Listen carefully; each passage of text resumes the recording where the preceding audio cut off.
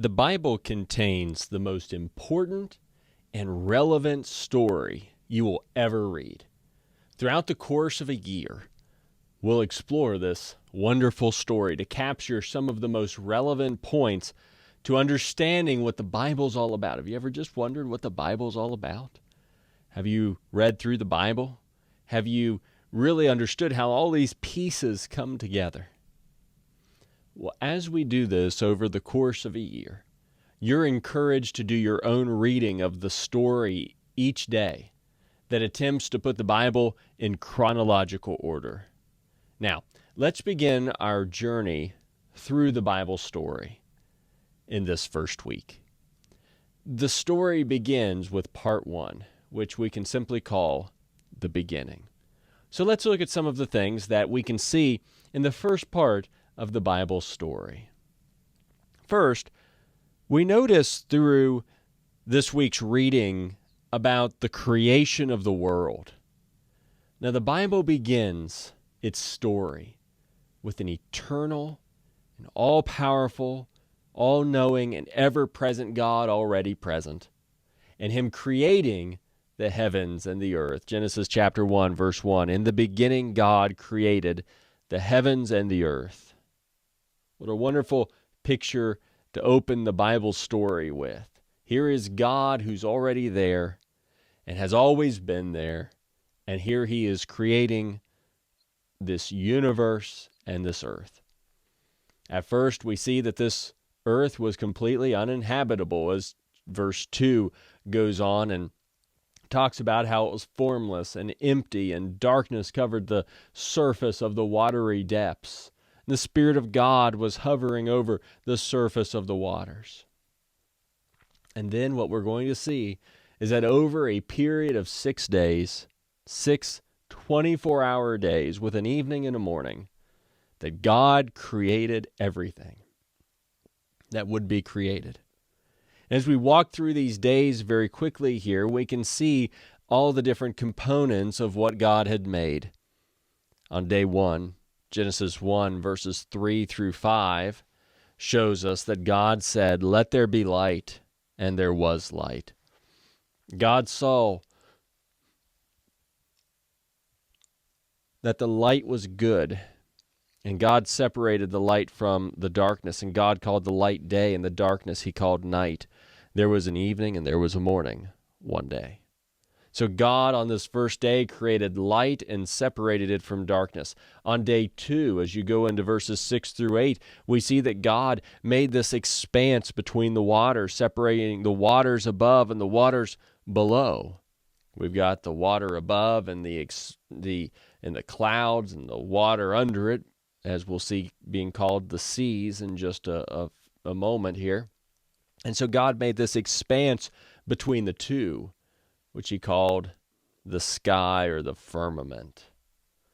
On day 3, in Genesis chapter 1, verses 9 through 13, God then caused the water to be gathered into one place and the dry land to appear. The land was called earth and the water was called seas. And we see that God then created the vegetation, the plants and the trees that would reproduce after their own kind on day 3. On day 4, Genesis 1, verses 14 through 19, we see that God created the sun, the moon, and the stars. We see that in this expanse of the sky, there were to be lights that would appear to be in the expanse of the sky, to serve as signs for seasons, for days and years. And these lights, there was a greater light that would rule over the day, and a lesser light to rule over the night, as well as stars that were, to man's eye, appearing in the expanse of the sky. And this was the 4th day. And then on day 5, Genesis 1, verses 20 through 23, God said to let the water swarm with living creatures and let birds fly above the earth across the expanse of the sky. So God created the large sea creatures and every living creature that moves and swarms in the water according to their kinds. He also created every winged creature according to their kinds, and again for them all to multiply on the earth and in the sea. And so we have these sea creatures, these sea animals, and the birds that are being created here on day 5, and again, reproducing after their own kinds.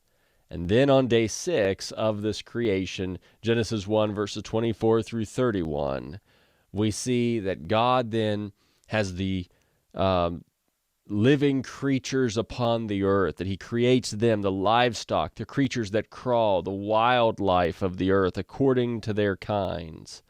And so all these various kinds of animals were then created upon this earth. And then in verse 26, we see that God made man, and he made woman in verses 26 and 27. And we'll come back to that in just a moment. And all of this, and they were all to multiply according to their own kinds. And this was day 6. And everything was very good indeed, according to verse 31. And then on day 7, it says, so the earth and the heaven, or the heavens and the earth and everything in them were completed. On the 7th day, God had completed his work that he had done. And he rested on the 7th day from all his work that he had done. God blessed the 7th day and declared it holy, for on it he rested from all his work of creation. So here is God. He's finished with his work, and he is resting on the 7th day. So here is just, again, a very quick overview of the creation of the world that the Bible starts out and just shows us how all of these things that we can see around us, how they came into being. And God rested, and as he saw, everything was very good. But I want to come back to something on day 6. There was something special about God's creation of humans. They were created in God's image as spiritual beings. Genesis chapter 1, verses 26 and 27.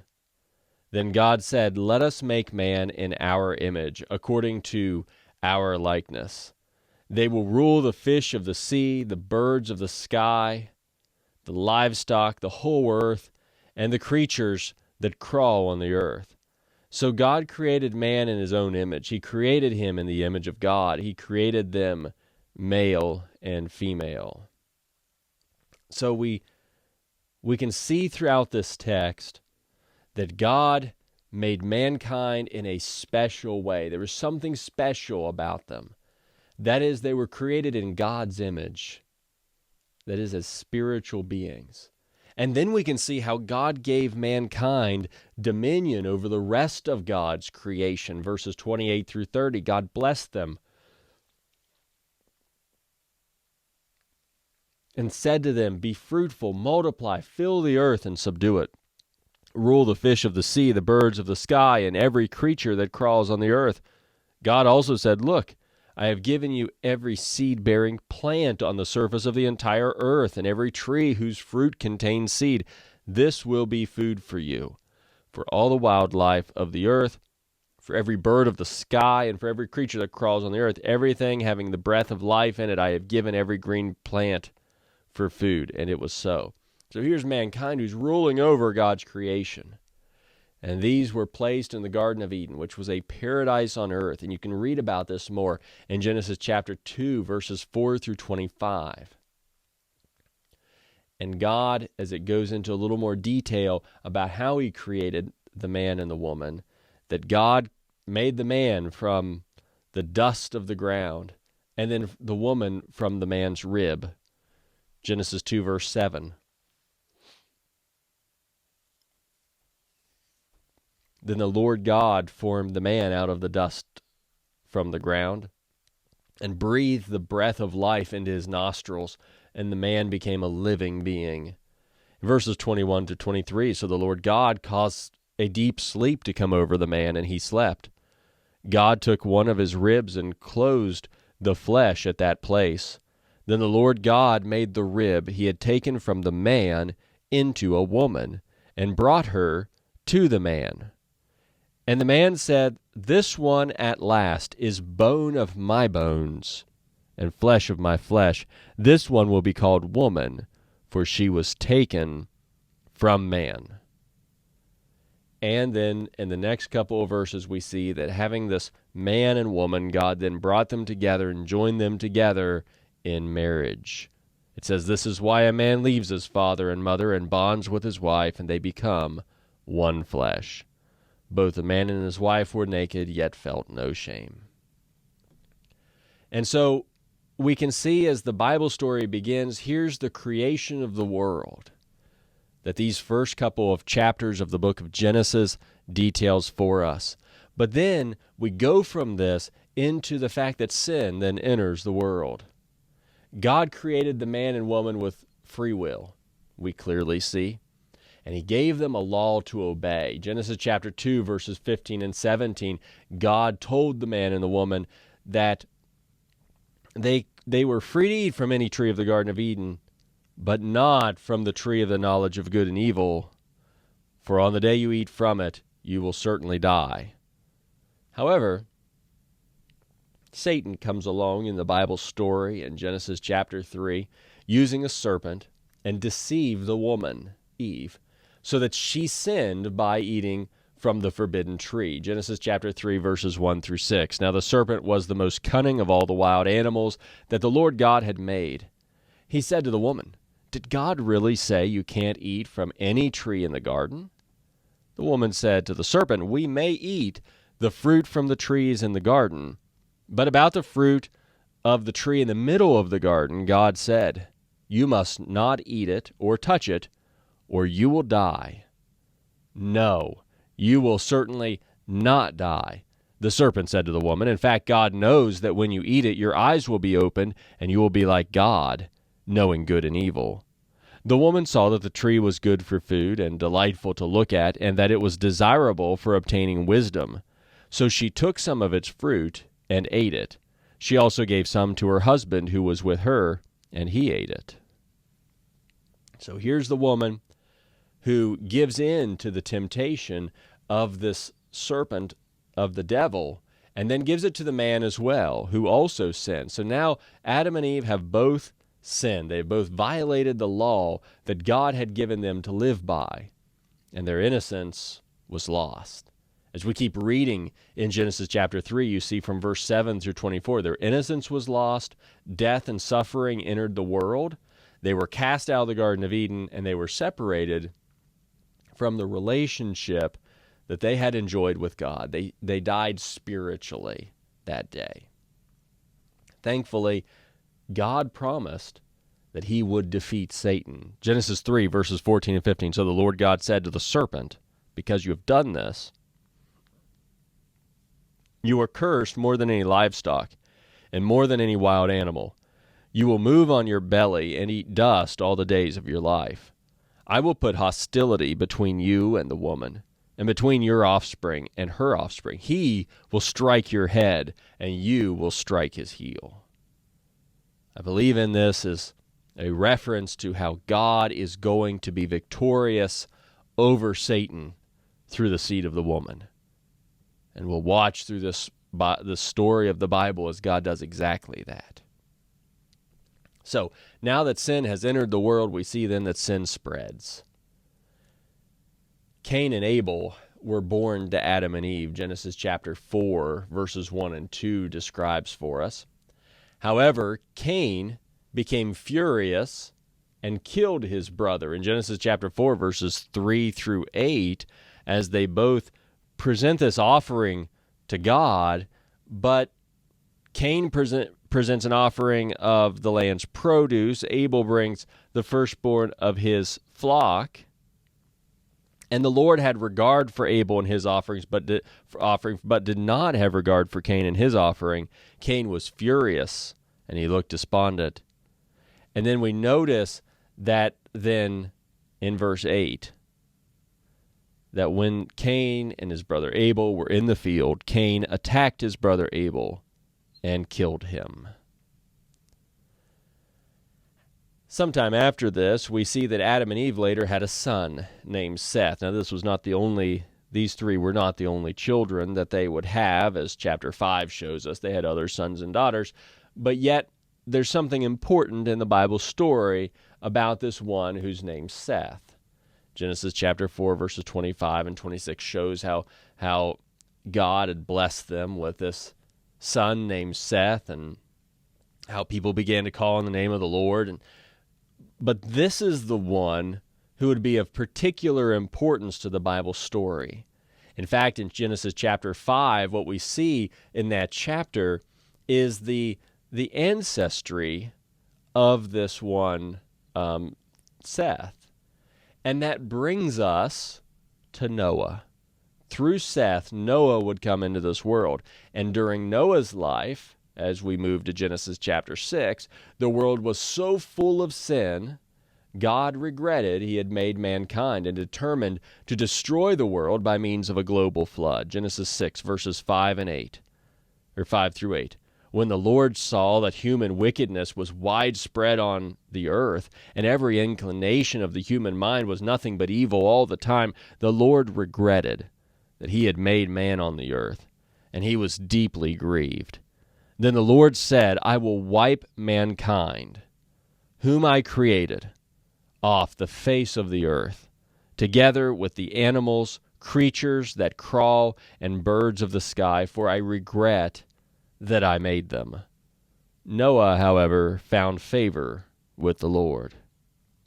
So we can clearly see that God is not pleased, that there is sin that has now been spreading, and now the whole world is wicked except Noah and his family, 8 people in total, who would then be saved from the destruction that God's going to bring by this global flood, and they're going to be saved by means of an ark. Genesis chapters 6 through 9 details Noah building this ark, and God saving Noah through the means of this ark, and everybody else being destroyed, and then the world being repopulated through Noah's 3 sons.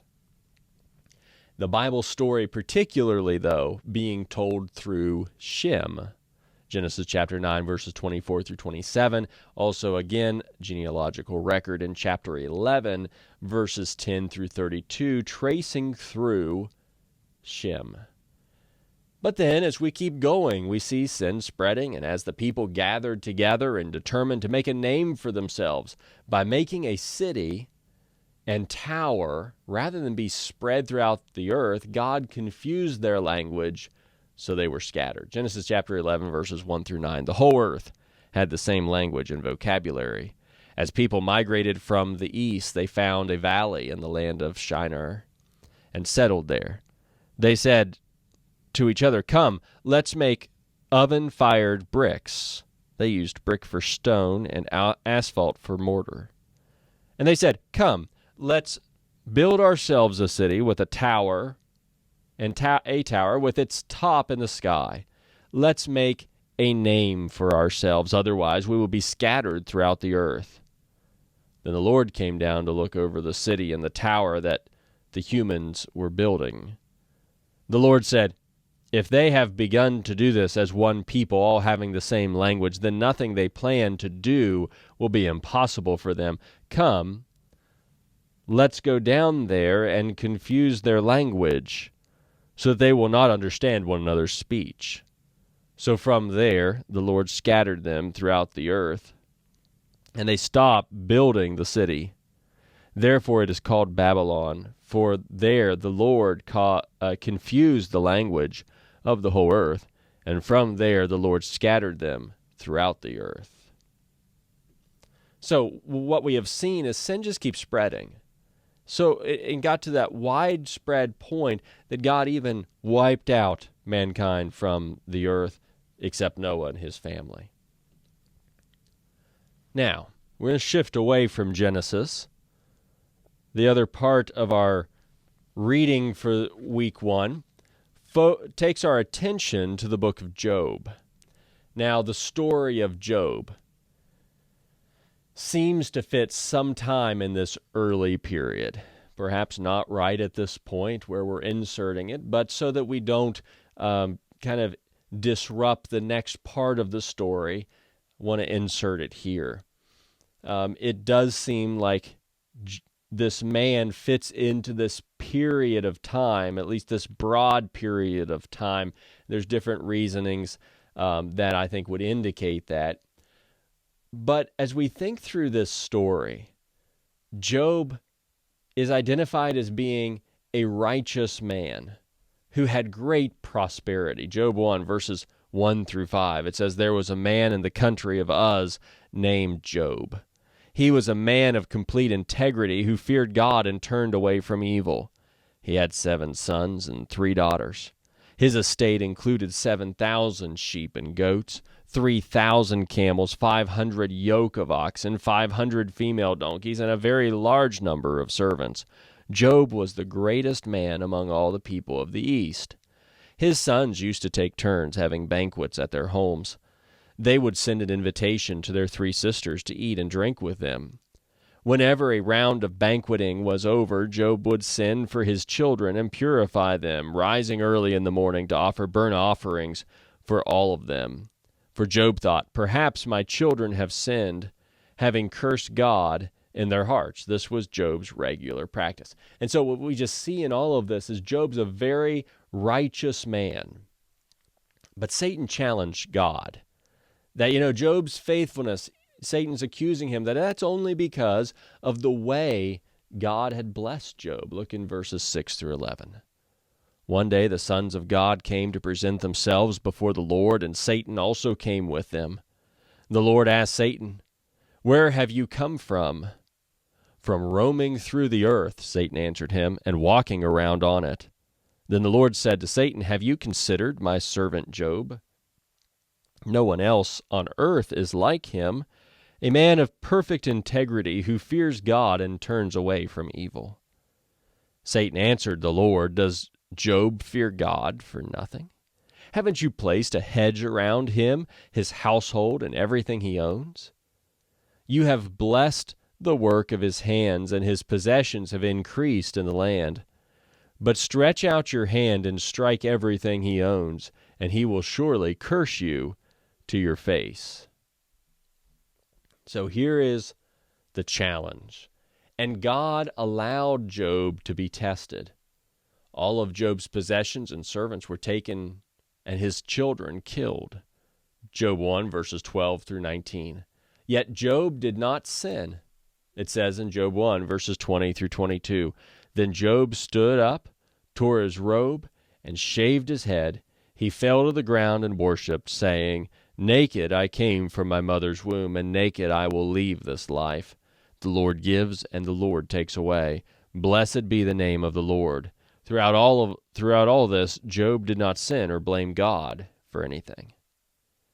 Then God allowed Satan to test Job even more by inflicting Job with painful boils. Job 2, verses 1 through 8. Still, Job did not sin. Job 2, verses 9 through 10. His wife said to him, "Are you still holding on to your integrity? Curse God and die." "You speak as a foolish woman speaks," he told her. "Should we accept only good from God and not adversity?" Throughout all this, Job did not sin in what he said. As we keep reading, we see that Job's 3 friends then came to see Job and sat silently with him for 7 days and nights. Job 2, verses 11 through 13. We have these 3 friends, Eliphaz, Bildad, and Zophar. And how they heard all about all this adversity that had happened to him. Each one of them came from his home. They met together to go and sympathize with him and comfort him. When they looked from a distance, they could barely recognize him. They wept aloud, and each man tore his robe and threw dust into the air and on his head. Then they sat on the ground with him 7 days and nights. But no one spoke a word to him because they saw that his suffering was very intense. And then Job began to speak, and he cursed the day he was born. In chapter 3, starting in verse 1, after this, Job began to speak and curse the day he was born. He said, "May the day I was born perish, and the night that said a boy is conceived, if only that day had turned to darkness. May God above not care about it, or light shine on it. May darkness and gloom reclaim it, and a cloud settle over it. May what darkens the day terrify it. If only darkness had taken that night away. May it not appear among the days of the year, or be listed in the calendar." So Job has all of these sufferings that come upon him in a very short amount of time. And then after this, we see that there's the first round of speeches between Job and his friends. So after Job spoke, the book of Job then continues with 3 rounds of speeches between Job and his 3 friends. Again, Eliphaz, Bildad, and Zophar, with Elihu also speaking at the end. In the first round, which is Job 4 through 14, all 3 friends spoke, with Job issuing a reply to each one. And the general theme of all the speeches is the same. The friends are accusing Job of sinning. They believe that is the only possible explanation for why Job is suffering. Look at an example here from Eliphaz in Job 4, verses 7 through 9. He says, "Consider, who has perished when he was innocent? Where have the honest been destroyed? In my experience, those who plow injustice and those who sow trouble reap the same. They perish at a single blast from God and come to an end by the breath of his nostrils." They're saying, Job, you must have been doing something wrong. There must be sin in your life that now God is punishing you for. However, Job maintained his innocence throughout, and he expressed that he didn't know why God was opposing him. Job 13, starting in verse 13. "Be quiet," Job says, "and I will speak. Let whatever comes happen to me. I will put myself at risk and take my life in my own hands. Even if he kills me, I will hope in him. I will still defend my ways before him. Yes, this will result in my deliverance, for no godless person can appear before him. Pay close attention to my words. Let my declaration ring in your ears. Now then, I have prepared my case. I know that I am right. Can anyone indict me? If so, I will be silent and die. Only grant these 2 things to me, God, so that I will not have to hide from your presence. Remove your hand from me, and do not let your terror frighten me. Then call, and I will answer, or I will speak, and you can respond to me. How many iniquities and sins have I committed? Reveal to me my transgression and sin. Why do you hide your face and consider me your enemy? Will you frighten a wind-driven leaf? Will you chase after dry straw? For you record bitter accusations against me and make me inherit the iniquities of my youth. You put my feet in the stocks and stand watch over all my paths, setting a limit for the soles of my feet. A person wears out something like rotten, like a moth-eaten garment." So Job is clearly charging God that he set himself against Job and he doesn't understand why. But through all of these exchanges, this is just the first round and just a small sample of it. But through these exchanges, we've got to remember that neither Job nor his friends had knowledge about what had really happened. So as we close this first lesson, we see that the first part of the Bible story shows the beginning of many foundational things. The beginning of the universe, the world, life on earth, humankind, marriage, sin, suffering and death, languages, etc. And as we saw, as people are spiritual beings, sin separates people from God. So sin is a big deal. And we will watch throughout the Bible story as God brings about the solution to the problem of sin. And then the story of Job teaches how little people often understand about why they really experience the trials that happen to them during their lives.